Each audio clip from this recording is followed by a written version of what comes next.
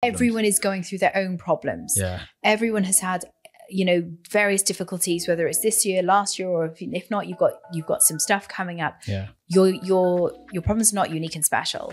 And what we do have to do is have some core fundamentals in place to ensure that you can handle whatever life throws at you. Ladies and gentlemen, welcome to the Daniel Lees podcast. If this is your first episode, welcome to the show. And if you're a repeat listener, thank you very much for joining the episode and giving me your eyes and ears for the next hour. I promise to make this as valuable as physically possible because today we've got an absolute belter. But before we get going, I just want to give a big shout out to the sponsor, And Some Skin. Natural skincare range for men. So go check them out. The link's in the show notes. Today we have got a personal development coach who owns her own consultancy called Chase Life, but by no means has she had an easy ride. Coming from an entrepreneurial family that didn't have much, she has decided to go on and fulfill her dreams rather than working for people and selling her soul for a salary. And today we're going to talk what you can do to basically achieve that, and more importantly, not to burn yourself out in the meantime. In reality, to start your own business, you either need to have a lot of money or you need to work 2 jobs at the same time. So how do you avoid killing yourself and burning out at the very beginning of your journey, and basically just prolonging it and making sure it's as successful as possible? So make sure you got a notepad because some nuggets of wisdom are going to be discussed today. So without further ado, let's join me in welcoming this week's guest, Rachael Godfrey. Thank you so much for having me. Let's rewind. Let's go back to you as a child. You come from, normal beginnings. And then your dad obviously went into entrepreneurship. But what was life like growing up for you? Very normal. I had mum and dad. Dad went off to work and mum stayed at home and raised us. I did go to a good school. Had 2 brothers. I used to fight with them. I'm a tomboy. Do you think that what gives you the power to be so kind of like dominant? Because you have such a very dominant what would you aura? Went mind blank then, but yeah, you've got a very dominant aura. Do I scare you, Daniel? No, you don't. But you're very concise and very direct in your approach with everything, and you know what you want. You understand the message you want to deliver. And I think that you're extremely confident in who you are. So do you think that's something to do with growing up around boys? It hasn't. Yeah, it certainly hasn't always been that way. I mean, outwardly, people would always say, oh, Rachel's been very confident. I was very good at fake confidence initially, especially in the early days. Look, I've always been confident around my brothers. I mean, my middle brother, his nickname for me was Toad. Because apparently I was grumpy like a toad and I had bigger thighs than him. He was just jealous that I had bigger quads than him. Get down the gym and do some squats, boy. I nicknamed him Junior because he's the middle child. He's totally got middle child syndrome. And if he ever listens to this, he's going to be like, you're such a little shit. And then my littlest brother is now 6'2", but we nicknamed him Flea because he was just really annoying as a child. And so I think you Flea, yeah, as in a flea bag, like just like this annoying little thing. And he's now 6'2", and it's one of those things that when you grow up in that environment, you do kind of have to just be a bit bolshy, and if you want your own way, and you have to enjoy banter, because you have to give as good as you get.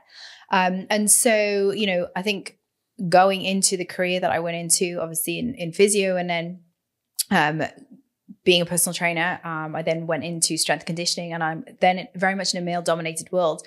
And when you're in a male-dominated world, you have to be better and smarter and cleverer than the boys.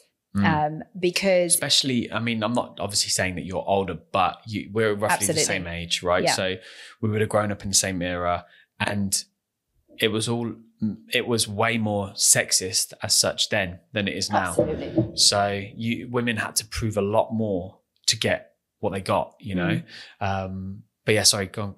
I think,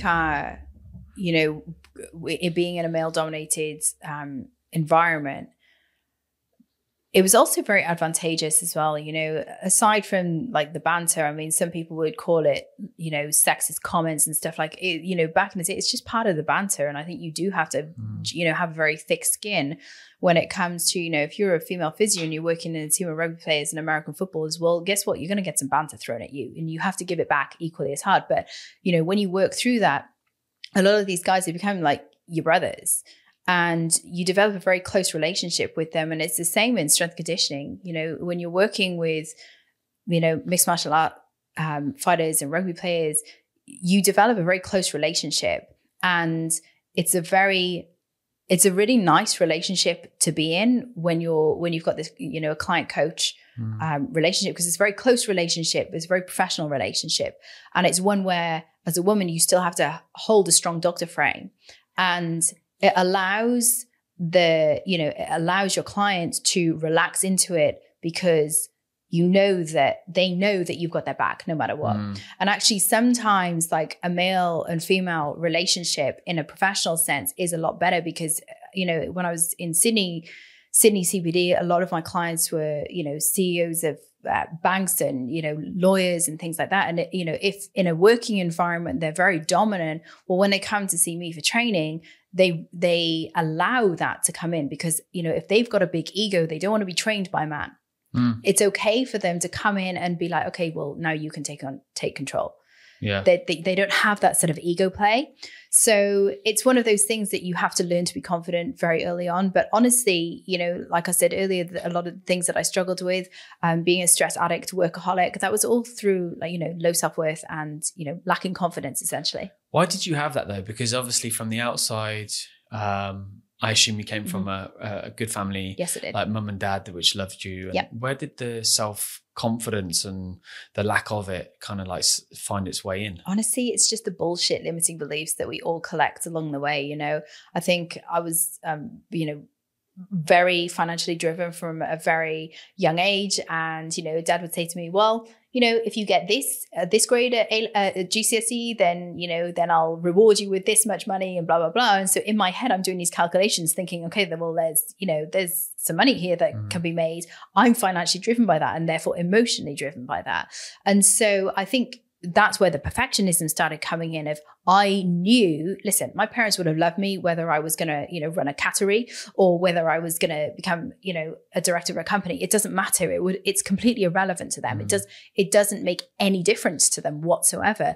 But for me, because I was rewarded for, oh my gosh, you know, Rachel's very clever, Rachel's very intelligent. You know, you start to hear these things of Rachel does really well at school, Rachel's very good at sport.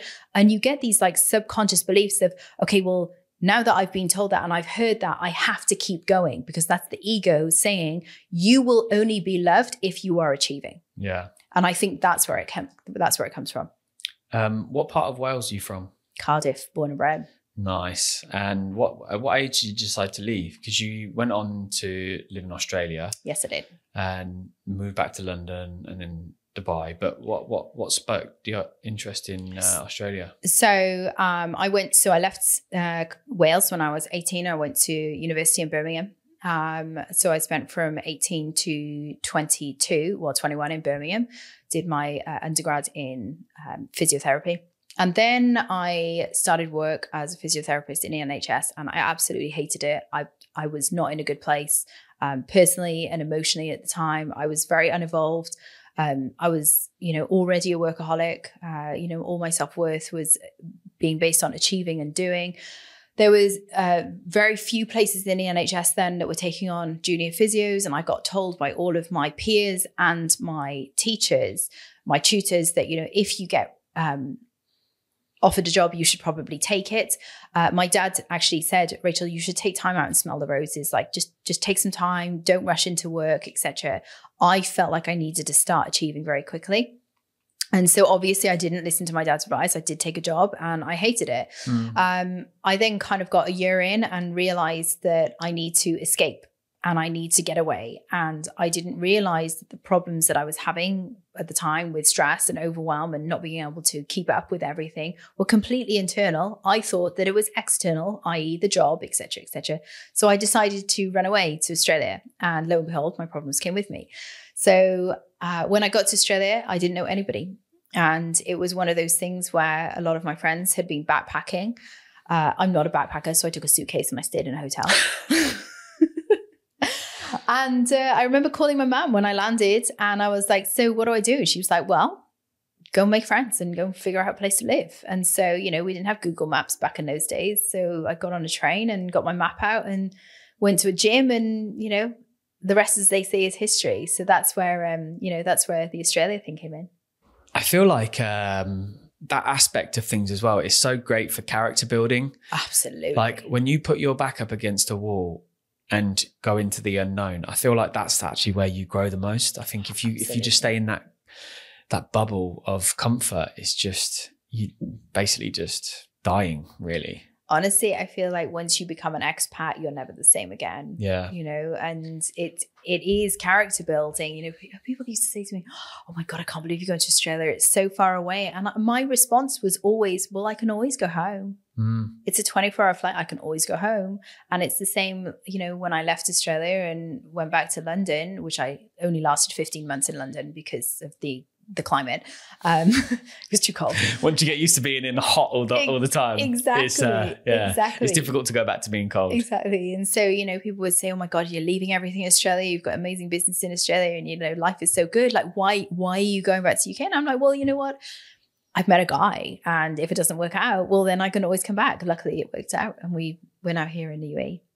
How did you meet? So this is a bit of a fairy tale in spandex story. So fairy tale in spandex. That's actually what one of David's clients said to him. Fairy tale in spandex, that's quality. Yeah. So David was, long story short, I was living in Australia at the time, and I had my annual trip to Marbella with my girlfriends in 2015. And it was an extremely debaucherous trip and really good fun. And I think, sometimes the universe sends you signals that say, right, it's time to just slow down and move on to the next phase of your life. And I think that trip was a very symbolic trip of just the chaos of, a fun, life in your early 30s, right? And I was teaching in London at the time. And the day before I was presenting, I walked into a gym in Mayfair, and David was there, and he just came to talk to me, and the rest, as they say, is history. Literally just walked up and was like, "Yeah, what are you saying?" Well, I think he's asked a friend what my name was. Obviously, being in the fitness industry and had a bit of a profile online, so he did know who I was and he knew what my name was. So he came up and just, he just said, "Oh, are you Rachel?" And that was that. And I said yes. And and I think this is one piece of advice that I would give to people dating nowadays, is that people are afraid to talk to people now. Yeah. And, if you're a woman looking for a man to approach you, allow him space to come into your space. Yeah. Be friendly, smile, say hello, and I think that that's really missing in today's day and age, particularly when it comes to dating. It's always be friendly. You never know who you're going to meet. Yeah, because so many, as a man's perspective, it is very daunting going up to a woman. It's like, and also as well, it's not just about the particular woman. It's about whether she's going to reject me or not, and that's quite a powerful thing to experience. When if you get rejected too many times, that really does fuck with your ego. And ego we talk about, and people assume it's bad, but it's actually not bad. It's what makes you a man. Like in having a big ego, is what some women are attracted to. So if you hit it too much, it's like it disappears, and then you're like, right, I'm never doing that, and I'm just gonna go back like most men do nowadays, is just scroll and just swipe left or right. But did you feel like it was love at first sight? Absolutely. Yeah. I think, it's as close as you can get to love at first sight. Actually, I did try and set up David with a friend of mine because I was... Hang on, you liked him. Okay, so there was a little bit more of a complication to this story. So where are we going with this? Okay, so I was in a relationship at the time. Ah, okay. And I had been with him for 5 years, and he was an amazing man, and everything on, he would have been a great dad and a great husband, but he wasn't the one. And that's all that I can explain, that he wasn't the one. And those kind of relationships where you're with somebody who is kind and caring, and they've got everything, but that you just know in your heart, this is not them. It's just not the one. And it's a very, very difficult situation to get out of. So I was seeing somebody when I met David. David had just come out of a relationship, exactly the same situation. He was dating somebody who was she was a really nice girl. Again, everything on paper. So a lot of our stories kind of had many parallels to them, but he had got out and I hadn't. And so after talking to David, we'd literally talked for about 10 minutes, and I said to him, my now husband, he's a good looking guy. And I thought, well, you know, if I can't have you, well, then maybe one of my friends can, you know. So I thought about one of my friends and I tried to, you know, kind of connect them. Yeah. And I was actually like, I kind of want to keep this one to myself. Yeah. And at what point did you decide it would be a good idea to start a business together? So things between David and I moved very quickly. So we met in June. I went back to Australia. I was finalizing my citizenship. And so I had to be in Australia for the next 4 months. And obviously I had to end things with my then boyfriend, move my house and things. And I think certainly within 4 to 5 weeks of meeting, I'd actually moved back to London. I'd moved in with David. So we didn't date. Our first date was me moving into his house. We were engaged within 6 months, married within a year. Wow. And so things move very quickly. And I think when you know, you know. And when you are, there's this really amazing article that I think everybody should read by Mark Manson. And it's called Fuck Yes or No. And it's about this principle of if you're with somebody and you will know whether they're the person that you're going to spend the rest of your life with. And David and I knew almost immediately. And so at what point did we look to start a business together? Well, he was really the missing element in my business, if I'm honest. And I was probably the missing element in what he was looking for a business partner as well. So I was very good at sales, marketing, the business development side of things, women's health. What I was missing was the emotional side. So somebody qualified in NLP, hypnotherapy, life coaching, that side of things, to kind of mesh the two together, because fat loss is an emotional problem. And so when I met David, he was an expert in that area. And so it was only natural for us to combine forces and work together. And a lot of people will say, my God, how do you work with your spouse? It is the easiest thing I've ever done. And he's the best business partner ever. And the reason being is we're so aligned, but we're also completely different. Yeah. And so I'm a visionary. So I have a vision and I go for it. Whereas David is a lot more strategic. So he will take the vision that we both share together, but then put it into systems and frameworks and structures, which I'm not very good at. Yeah. And so we complement each other nicely. Of course, we have completely separate offices because we definitely don't want to share an office. It's like sharing a bathroom. You do not share a sink and you do not share an office. That is the secret to a happy marriage and a business together. I was going to say, what are the key fundamentals to anyone listening to this, thinking what can they actually do to live a successful marriage? But okay. And I think also as well, what you're saying right there is you both understand your role. Absolutely. So what roles do you, when we talk specifically about Chase Life Consultancy, what roles do you both play? So I do more of the front end. So I take care more of the marketing, the messaging, funnels, tech, system, like that kind of systems and stuff. Whereas David now takes care more of the coaching end. So whilst we, of course, both coach clients and we both have input in creating content, creating frameworks and coaching clients, David does the majority of that, particularly with his background. He's got a lot more experience, particularly when it comes to emotional struggles that a lot of people face. So if it's women's health issues, then I take care of that. If it's more emotional stuff, then David takes care of that. And so when it comes to those, the kind of roles that we have, or the visionary stuff, like I tend to do, but our annual planning every year, we do it together. So I do my section, he does his, and then we come together and mesh things together. And that's how we operate. Nice. Yeah. Cause I, for those listeners, wondering what my references are to, I see you guys speak at an event, and I've never seen a couple speak so in sync as you two did. It was almost like you were the same person, because you both kind of like understood what place you needed to speak at and that value you added at that particular point. And I think that's, I mean, my girlfriend's moving in January. I've never lived with a girl in my life. I think I was kind of scarred by watching my parents break up, that I was just kind of like, when somebody moves in, they have to be the right person. And, one of the first things we talked about was, what role are we both going to play when we're home? Like, what's your role? What's my role? So we understand what we both need to do. Like you say, we've set up different wardrobes, different bathrooms, and it's that. And some people look at that and like, oh my God, that's so weird. Or some people might not have the pleasure, obviously, of that. But I think, like you say, it's a sexual. But I did that completely wrong. Edit that part out. For a successful relationship, I think these are some of the key fundamentals. But at what point did you realize that you wanted to kind of go into this type of coaching then? Because you obviously, and I think it's what a lot of people don't realize is that personal training, nutrition, performance, all that sort of stuff leads into your mind. Absolutely. Like you can't be great in the body and everything else, but have an awful mind that can't think straight. So, but at what point did you go, right, this is something that I really need to kind of like involve in my coaching? So I think the point at which I knew that I needed help from more the mindset coaching side in the business would have been around circa 2013, 2014, where I had taken my business online and things were scaling rapidly.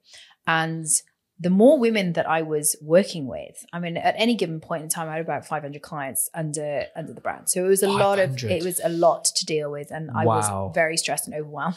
Yeah. And it was honestly, it was a lot of responsibility for me, probably too much responsibility for where I was at that point in time. But and it might be online only, but the thing is, these people, having been a client of coaches, you're asking questions all the time. I couldn't feel like you're the only person that they're dealing with anyway. Absolutely. And it was really hard to keep up. I mean, luckily I had some amazing clients who stepped up to help me manage the community. But I was fascinated with, first of all, I was obsessed with personal development myself. Yeah. So I was like, well, how can I get more of this into my clients? And so what is the difference between the client who goes through exactly the same process with me over a year of consulting? Some people manage to maintain it and some people don't. What is the magic formula and what is the secret? And the secret is identity of those clients who divorce their former identity and create a new identity for themselves. Because a lot of clients will, let's be honest, weight loss is not linear. There will be times during a weight loss period of, let's just say somebody's got 15 to 20 kilos to lose, that there will be plateaus in that. Mm. And so how is that client going to react to the plateau? Is it going to be a fuck it, like, none of this shit works anyway. I'm just going to go back to what I was doing before because I've got fear of missing out. I want to drink on the weekends. I want to have my cake and eat it, et cetera, et cetera. This is all too hard. Or is it going to be the person who's got this new identity of, I'm going to do whatever it takes for as long as it takes, however long it takes, because this is who I said I am. I'm a fit and healthy person at my core. I understand and I know that weight loss is not linear, so I'm just going to carry on anyway. Mm. And it's when you have that divorce between old and new, that's when you get success. And so in order to be able to do that, we need to learn some mindset shifts and some, creating more of an identity. And so I actually had already started my qualifications in NLP, hypnotherapy and life coaching prior to meeting David. David happened to just be an expert at it. Yeah. So at which point slotted him in and off we go. And with profiles of people, because obviously with everyone's individual, right? But with the brain, obviously it's very complex, but our brains are predominantly built with producing emotions, etc. And we all have the same emotions. It's just that sometimes chemically they're different, but profiles of people, do they tend to be like categorized, or is literally everybody so completely individual in their own rights? I think, we could certainly say, like we were talking about at the beginning, like people have particular traits. And particularly when we're dealing with high performing entrepreneurs and execs, like there are certain traits that people have. That some people are similar. Look, what I will say is that people think that they're a special wallflower and a special butterfly, and that their problems are unique and special. They're not. Everyone's going through their own problems. Everyone is going through their own problems. Yeah. Everyone has had, various difficulties, whether it's this year, last year, or if not, you've got some stuff coming up. Yeah. Your problems are not unique and special. And what we do have to do is have some core fundamentals in place to ensure that you can handle whatever life throws at you. Yeah. And obviously NLP, in fact, sorry, I'm going to divide this into two questions because obviously NLP is something that you worked on and David's an expert in. But I did read an article that said you spend over $500,000 on training. Yeah. So was that clickbait or was that legitimate? That's probably legit. I said I would estimate that I have spent between $400,000 to $500,000 on my education, which is not a lie. It's probably just if I'm going to really add it up, because after that article came out, I was like, have I really spent 500 grand? And it's going to be it's within the region of like 420 to 500. By the time I've added up all courses and stuff, because my mentorship this year was $100,000. So it's your mentorship personally, like as in with my mentor. $100,000. Yeah, so very expensive. So that's the level that you play at. I'm not disclosing who it is. Okay. But that's the level that you play at. You know, if you want a really good, you know, coach who understands, you know, business, my mentor is also an investor. He's not an investor in my company yet. I'd like, you know, eventually our relationship will grow to as such that I'd like to think that he'll be an investor in our company. But you know, this is the level that we're playing at now. You know, when I think back in 2013 was when I did my first $35,000 mastermind.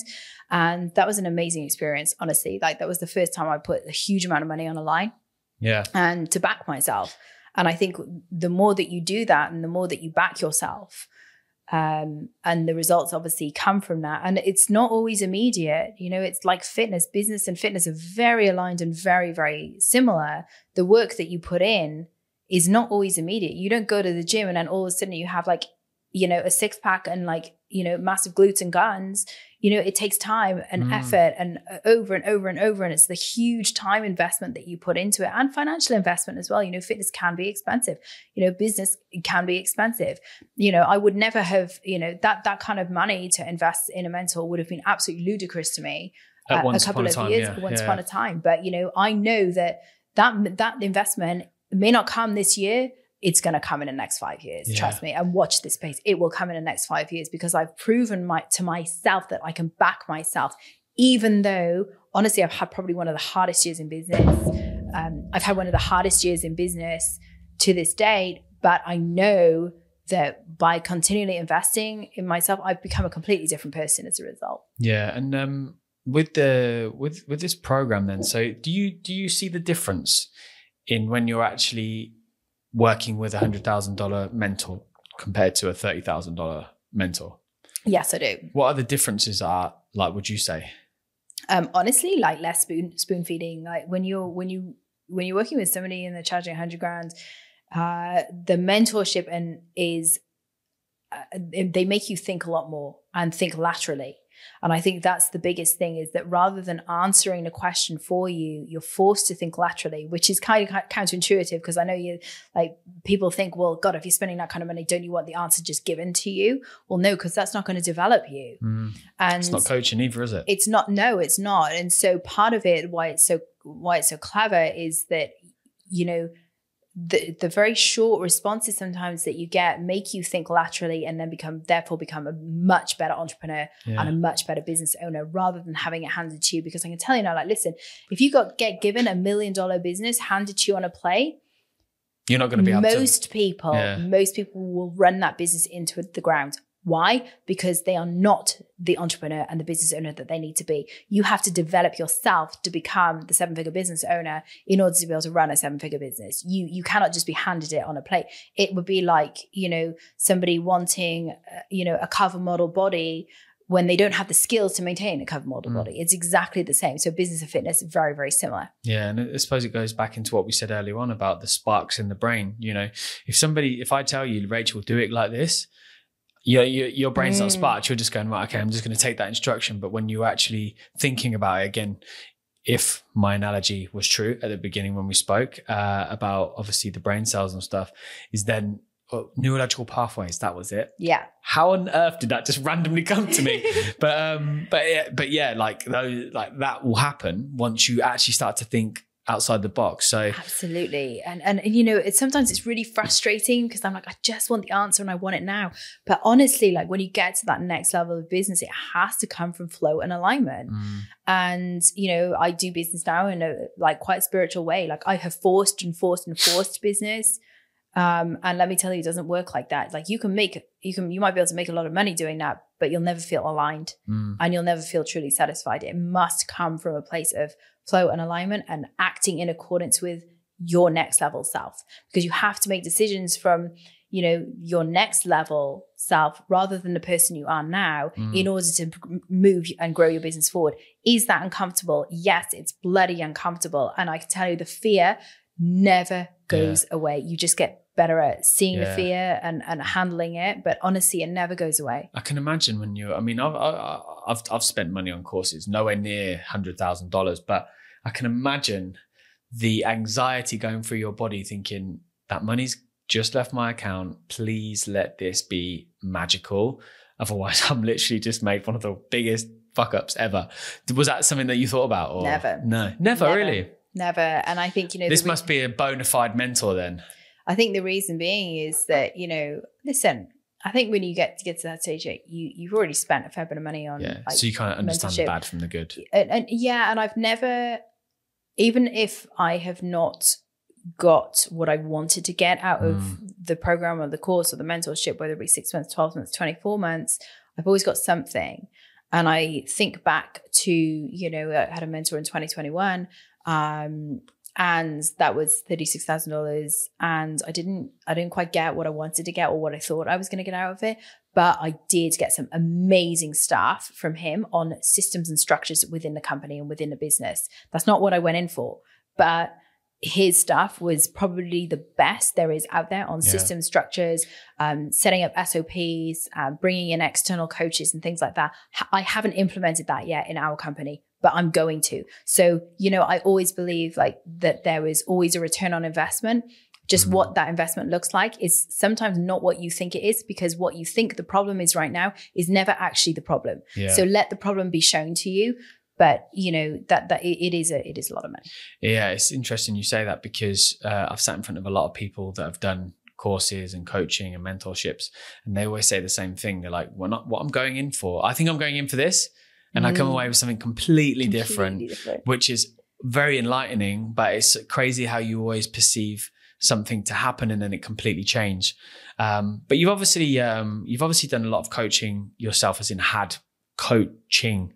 So when you're looking for a coach, what do you define as a good coach? Like mentor, that kind of bracket, like what do you define as somebody that's good at mentorship or coaching?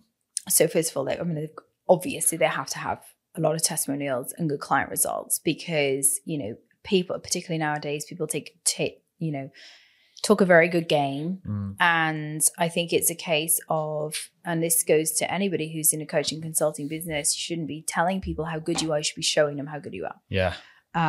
It's always what I look for. You don't need to tell people, you should just see the result of it. And I think, first of all, you have to like somebody personally. To be able to go out for a coffee or a drink with somebody, when you have a coaching relationship, it's a very close relationship often. So you have to like that person. I look for, have they got results with other people, and have they got results with people, not necessarily in my industry, but B2C, because a lot of business coaches are B2B, so business to business. So it's like a Ponzi pyramid scheme, right? Where you've got, people pay me money so I can teach you how to make money, so that you can charge people to, teach them how to become to not make money, to become a coach. And it's like, I'm a coach teaching you how to be a coach, to teach others how to be a coach. Like that's not real business.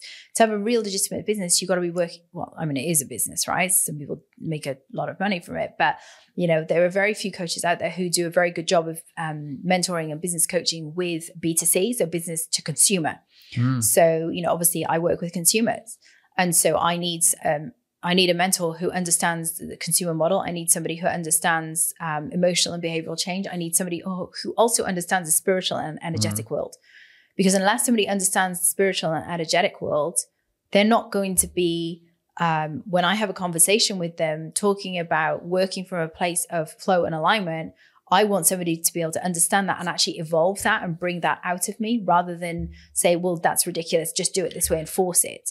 And I've made a lot of money through forcing things to happen. And I can tell you it's really unfulfilling, and it never, ever lasts. So you have to make money from a place of alignment, on alignment of who you are and alignment of what the business is, rather than just because you can doesn't mean that you should.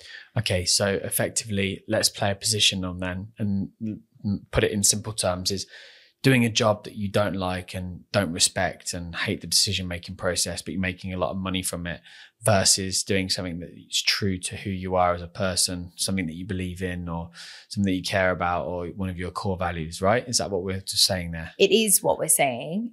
And arguably, the latter will allow you to grow financially even more. But there is there are inherent risks with You have it. to be willing to understand the pain points. Absolutely. And, you know, I don't think everybody's like, the majority of people are not ready for entrepreneurship. Yeah. It is a wild ride, and you've got to be very emotionally strong and stable, because irrelevant of what's happening, whether you're having an amazing year, you still have to remain neutral. You know, if you're having an amazing year and you're making so much money, neutral. If you're having the worst year ever, the hardest year ever, neutral. And so if you can operate from that place of being neutral, then that's how you know you're going to make it work. Yeah. And so I think, you know, when we're looking at having an income, I think that's a good thing for a lot of people. Now, how can we turn that around so you can actually love your job? Well, that's when we look to, you know, rid the traits such as perfectionism, people pleasing, and things like that, implementing boundaries so that you can have that nice flow within your business, because you can have that flow and alignment within your company as an employee. Yeah, I've employed a lot of people in my time, and obviously going to go on to employ loads more. But one of the things that I really do respect about the next generation, being the kind of like guys entering the workplace now, is they ask a lot of questions about workplace culture. And I've been actually surrounded by a few people that are like, oh my God, they ask me questions like this. And I'm like, that's a good thing, because what they're making sure is they're making sure that your business is in line with their core values and their alignment. And if it is, you're going to get a much better person that's there for good reasons, rather than I'm just going to take this job because it's a stopgap, or it's money, or it's a good salary, or it's a good package, or whatever it might be. And you know, again, it's like, I love these conversations because it just really sparks things in your brain where, again, entrepreneurship, most people think of it as a get out clause and something that's going to make me rich and blah, blah, blah. But let me tell you what, please don't think that. Yeah, exactly. I mean, I hate it. So hard. I really hate it when I see it's very hard. All these courses on how to get this and how to do this and how to get this quick and how to get that quick. And I'm just like, it's so wrong. It genuinely is so wrong, because it's preparing people to fail. Absolutely. Like, you're setting the wrong expectations. And obviously now having the experience of doing it myself, entrepreneurship is a lonely place. It is lonely. And you make one wrong turn, it's going to cost you money. Yes. And then you have to be sat there with your thoughts wondering, what do I need to do? It's just me. Like, what? There's no senior manager to turn around to and go, what do you think I should do? Or this, that, the other. It's just you, your thoughts. And, you know, is this the right thing? But like, as you know now from being an entrepreneur for a while, it's about nothing's ever a failure. You only fail when you give up, and mistakes are what you learn from. And it is actually what goes on to shape you to be a successful entrepreneur as such. But yeah, that's one of my pain points when I see these things now, and they're talking about how you can make this money and how, you know, especially like the coaches online now, they're like, let me coach you how to get to your first $10,000. I'm like, and then painting it out like this $10,000, what gonna like is the holy grail. It's like, no, it can't happen like that. It must be a really difficult place for you to operate in, though, because obviously talking about what I'm talking about here with coaches, there are a lot of shit coaches, and non-bona fide coaches. So how do you manage to get through sifting through all the shit as such, in a polite term? Because you must get a lot of clients that potential clients that just are so skeptical about engaging with you because they've had so many bad experiences before. Yeah, well, I mean, we, of course, you know, we have that. I think, you know, I'm very direct. There's no bullshit. And I think a lot of people really appreciate that. And so what you see is what you get. And so that's, you know, one of the things that we do from a very early onset is, you know, by the time a lot of our clients come to us, they are very time poor. They have been through the ringer. So I'm going to tell them the truth from the beginning. And it's sometimes not what they want to hear. But at the same time as well, you know, we do a lot. We give a lot of content out. So we do a lot of videos, we do a lot of podcasts. So people feel like they get to know us. You gain trust. Yeah. And I think, the lead time. So for example, I don't expect somebody to come in, find me on Instagram and then like book a call and then work with us. I mean, sometimes it does happen like that, but a lot of the time it's, 2 weeks of, listening to us. Sometimes it's a month, sometimes it's 3 months, sometimes it's 6 months. Sometimes it's even a year. And so it's when it feels aligned for the client where we usually talk about something in particular that triggers the client. And they're like, okay, now I feel seen and heard. And so even though I'm very direct, I want my client and my future clients to feel seen and heard, because a lot of the time they do have some very unique traits that people have dismissed and they do not understand. So by the time they get to our world, they're like, hang on a minute, that like I'm somebody's describing my feelings and how the problems that I'm struggling with in more intimate detail than I can describe it. Like, who are these people? Yeah. We do have that. So I come to you. I want to work with you. What are the first kind of practices you put into place? Well, first of all, you've got to basically jump through some hoops. I need to make sure that you're ready, because the reality is that I'm going to turn your world upside down. And there are going to be some things that you have to let go of. There are going to be past behaviors that you have to be ready to give up. And so what do we do first? Well, the very first thing that we do is get you to focus on what you want and not what you don't want. Because we're in a world today where people talk about, I don't want to be fat anymore. I don't want to be, in this job anymore. I don't want this. I don't want that.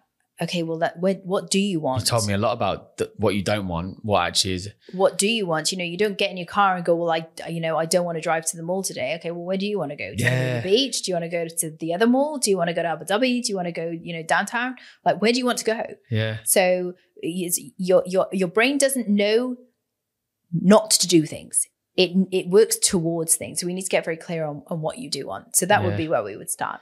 Nice. And when you say you turn your world upside down, like in what sense does that mean? Well, we have to basically divorce your former self, like who you are today. Yeah. We have to basically put an end to that. As one of my clients says, bury the bitch. But no, we don't want to bury the bitch, because she's brought you to where you are today, and we want to try kind of remove self-judgment there. But we do need to divorce that. Because the reality is that you can't change your life until you change yourself. And so the behaviors around your behaviors around food, alcohol, money, that all has to change. A lot of our clients come to us and they're excessive binge spenders. They're binge drinkers, a lot of the time binge eaters. I've never heard binge spending before. Binge spending is a very big one, particularly here in the UAE. People spending money for obviously the same dopamine hit as somebody drinking or somebody eating food. Gambling, you name it. Like it's an addiction. So you obviously performance is something that you focus on, but now you've also gone like you speak more about burnout as well. So do you purely work with entrepreneurs? Do you work with intrapreneurs? And also what is the kind of niche topic that you focus on now? Okay, so we always start with health, because health optimization, if you want to, so we do work with entrepreneurs and execs, because when you are a high performing entrepreneur and exec, you've got these, like I said, very unique traits that the majority of people don't understand. You are busy beyond most people's wildest imagination.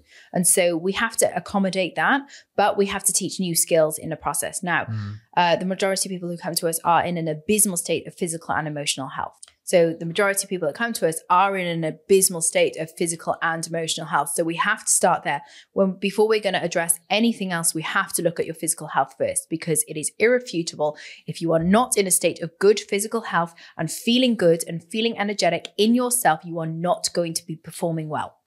Period. Now, the problem is that a lot of people who are performing at a high level, who are very time poor, are used to performing at a suboptimal level. Now, that suboptimal level may exceed the performance levels of your general population, but you are absolutely no way achieving the potential that you do have if you were physically fit, healthy, and strong. Peak performance. Yeah. And what, because this is really interesting, because I have a very overactive brain. And, talking about the time that I get up, sometimes if I'm working late, I still wake up at the crack of dawn. So I think one thing that I could really look at optimizing in my life is sleep. But are you a big believer in you know, an amount of sleep is key to being at your peak performance. Absolutely. I mean, I think we have the big rocks of performance. Like sleep is probably like, you know, up there with number one. I mean, we've all, you know, tried to pull an all-nighter, or, you know, you have like 4 hours of sleep and then perform the next day. I hate it now. I hate it. If I wake up in the morning and I know that my whoop says I've slept like 4 hours, I'm like, oh, it's the worst. And you know then that, you know, come lunchtime, you're onto your third coffee. You're craving rubbish food. You can't think straight. You're not thinking quickly. You've got brain fog. You've got monkey mind. You've got the attention span of a squirrel on speed. I mean, sleep is absolutely irrefutable. I mean, I would always say you should be spending minimum 8 hours in bed, at least 7 of which are sleep. As in sleep or actual in bed? 8 hours. Well, I'd like to say 8 hours sleep. Are you able to do that? Do you track your sleep? Do you have like any? No, but I generally, you know, if I'm getting up at like, you know, 5, then I'm like asleep by like 8:30, 9. Oh, you're able to do that, yeah? Yeah, just off I go, lights out. Yeah, and what practice? 9 would be late. 9 would be a late one. What practice? I mean, it's so funny. I was chatting about someone earlier on, and I was talking about how, isn't it funny how when you're younger, you just want to be out all the time, party, sleep as long as possible. But now it's the opposite. It's like, I want to be in bed by 9 o'clock. And if I am, that's a bloody good night. Honestly, so I've been invited out for New Year's Eve, and I've got anxiety about going out for New Year's Eve. I don't want to go. Yeah. You know, it'll be a good night and it'll be pretty fun. But yeah, I like going to bed early now, and I spent a lot of my, you know, my 20s and my 30s partying and, you know, staying out late and, you know, still getting up the next day. But yeah, absolutely irrefutable. You should be So sleep's a key. Absolutely, 8 hours every night, like minimum, like, you know, 8 to 9 hours in bed, sleep. Absolutely. I mean, apart from obviously going to the gym, eating healthy, is there any outside other benefits of health that should be highlighted? Yes, we need to walk. So many people go to the gym nowadays. Oh, I train 5 days a week. I'm like, you're still sedentary. I'm sorry, just because you're doing some huffy puffy exercise in a gym for an hour a day, it doesn't mean that you're a fit and healthy person. No, you're still sedentary. If you're sat in an office chair, you are still sedentary. We need to be out and moving and walking. Non-exercise activity is so important and is critical for fat loss. We should all be doing, you know, the magical 10,000 steps. I would say 10 to 15,000 steps every single day, plus then lifting 3 times a week on top of that. Like that would be the optimal. And then obviously we're learning to manage our emotional state. Yeah, I mean, it's funny, again, going back to, I mean, we've spoken about it and referenced it so many times, is in this episode is, you know, you go back to 1,000 years ago, we didn't have the ability to, okay, maybe horses, yeah, okay, fine, but there was still a very active part of life, you know, and everything was on the go all the time, walking here, there, everywhere. And I suppose, obviously, even going back to my own situation where sometimes I struggle to sleep, I actually generally think, regardless of going to the gym in the morning, I probably just haven't expended enough energy. 100%. That's definitely, and I mean, everybody's on their phone at night, right? So you got your blue light on your phone and, you know, you're there scrolling away in bed. When do you stop looking at your phone? Probably half an hour before bed. Well, it depends. Like, you know, I'm reading a book at the moment, so on Kindle. Or... No, on my like a hard, like a, you know, like an original proper real book. Okay, good. Yeah, good. So if I've got my real book there, just turn my phone off and, you know, set my Fitbit alarm and turn it off, and then I'll read anywhere between 10, 15, half an hour on my book, and then off I go. So, you know, I don't have an issue sleeping. If I had an issue sleeping, I would turn my phone off a lot sooner. Yeah. And what do you think about boredom? Boredom's great for creativity. I wish I could get bored more often. I'm so glad you said that, because I've asked questions like this before and they've answered, and I'm like, because the same thing was going through my mind is, you know, again, like, and going to what you said about walking. Walking and leaving your phone at home. Oh, how good is that?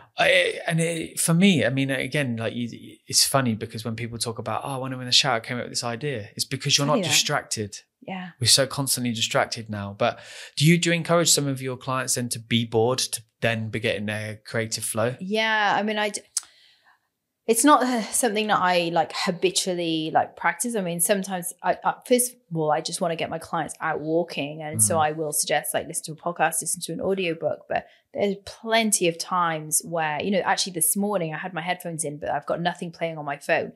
And I'm not thinking about anything in particular other than just letting my thoughts kind of come and go. And sometimes I will set the intention of I need to get an answer to this thing.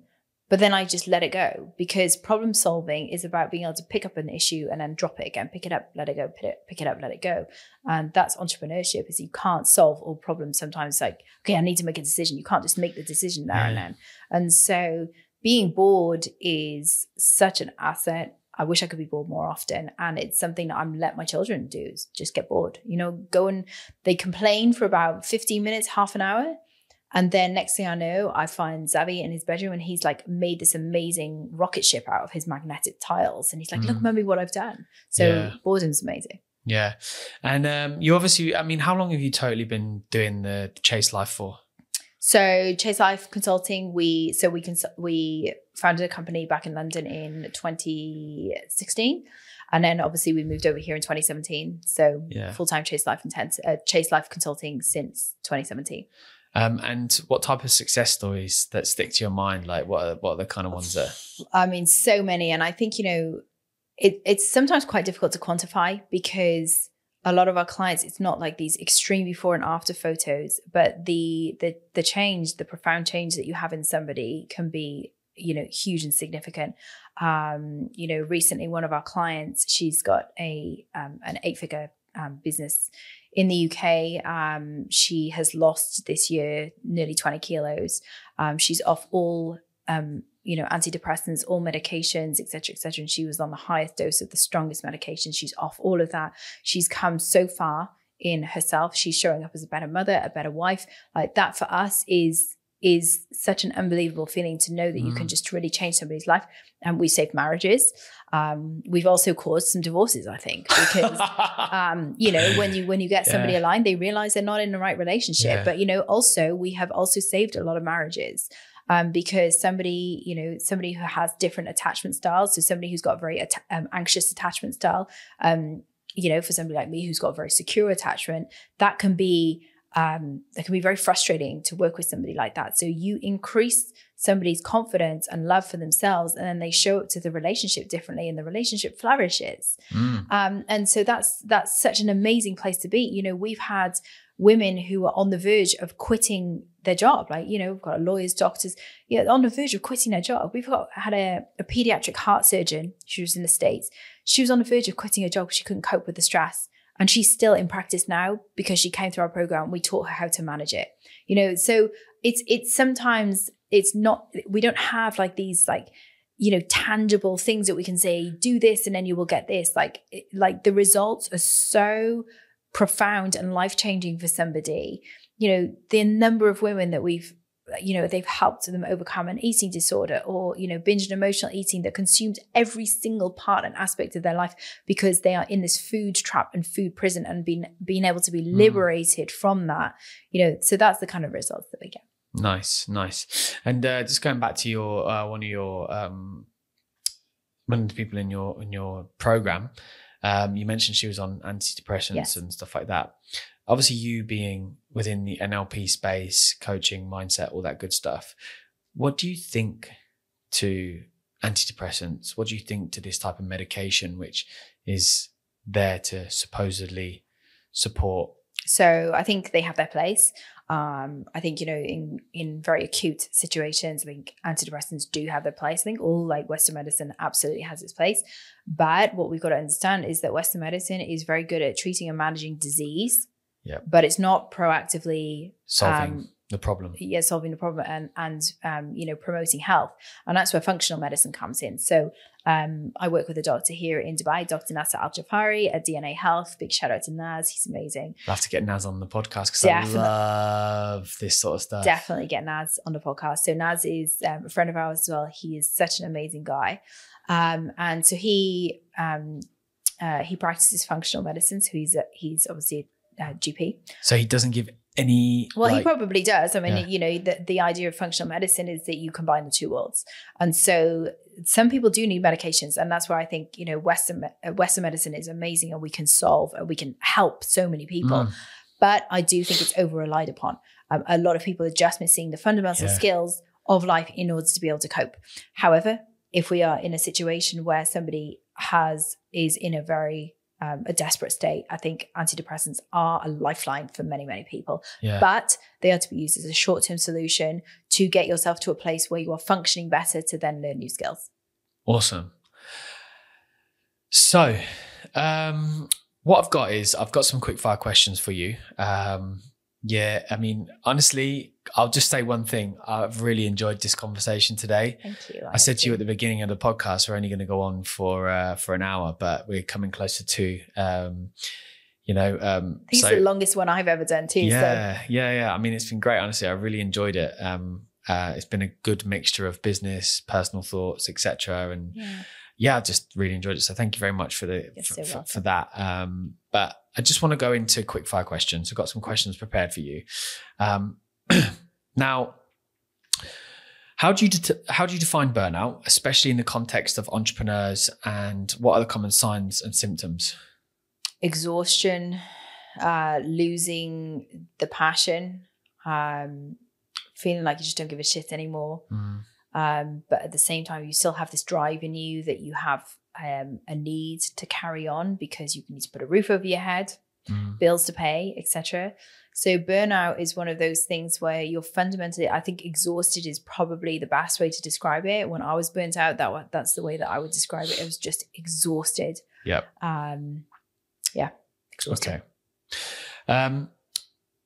Now, you mentioned something earlier on about obviously saying no to certain things. Now, that's obviously been linked now to people getting disease because they don't have the ability to say no. Say yes to everything, which I find really fascinating. But setting boundaries is crucial. What advice do you have for entrepreneurs on setting and maintaining healthy boundaries in their professional and personal lives? So I think, in today's day and age, I think we are also in a time of self-entitlement. So we do have to balance the two. I think self-entitlement is a disease of the 21st century. That is a quote that I've taken from a former mentor. So that's not an original one of mine. But I do think that, especially the younger generation, whilst they are ahead in a lot of things, they are also lacking work ethic, if I'm honest. There's no other way for me to say that. They're lacking work ethic. You sometimes got to do the duties of being a T-boy or being a T-girl, whatever, and just work your way up. Sorry, that's just the way that life is. You got to work from the ground and you got to come up. You can't come into a company and expect like $100,000 salary when you've got no experience. When you've got no experience, no. You've read a few study books and attended a few lectures, but you have no life experience. You might have 1 million followers on TikTok, darling. I do not care. Yeah. So working from the ground up. So when it comes to boundaries, let's talk about in the specifics of leadership and people who are experienced in their job and perhaps who have fallen into having the traits of people pleasing, perfectionism, overwhelm, and things like that. And so the way that we would do it would be to get clear on who you are and what is acceptable to you, because what's acceptable to me may not be acceptable to you. I've got 2 young children. You may be able to actually happily work more hours than me because I've got 2 young children at home and I'm a mother. And so it depends on your situation. So the way that we would implement boundaries would be to be communicative with your boss and with your superiors and with your colleagues and say, listen, I'm at capacity right now. So if your boss comes to you and says, I need this project done and I need it done by tomorrow, you can turn around and say, okay, so which of these other items do I take off the list? Or which of these other items are not so urgent now? And that's a good way of showing your boss, look, I'm at capacity right now. I can't physically do all of this. I want to help you. I want to be able to do it, but which is the most appropriate for me to be focused on right now? So that's one way of setting boundaries. What I will say about boundaries is that for some people, myself included, boundaries feel very closed. I don't have boundaries. I think when you've got a very certain energy of knowing who you are, what you stand for and where you're going in life, like people don't generally tend to, the boundary is very clear. And so, it's okay to also say to your boss, look, I'm flat out right now. Like I need some help and I need some support, Tell them what you've done. Don't just complain to them, but tell them what you've done, steps that you've put in place, and that you're still struggling. And can you have some more support? What do you suggest that I do in this situation? Awesome. Now, resources and tools. What resources, books, or tools do you recommend to entrepreneurs who are looking to improve their mental health and prevent burnout? So the best business books I've read, hands down, Extreme Ownership by Jocko Willink and Leif Babin. The Dichotomy of Leadership, also by the same authors.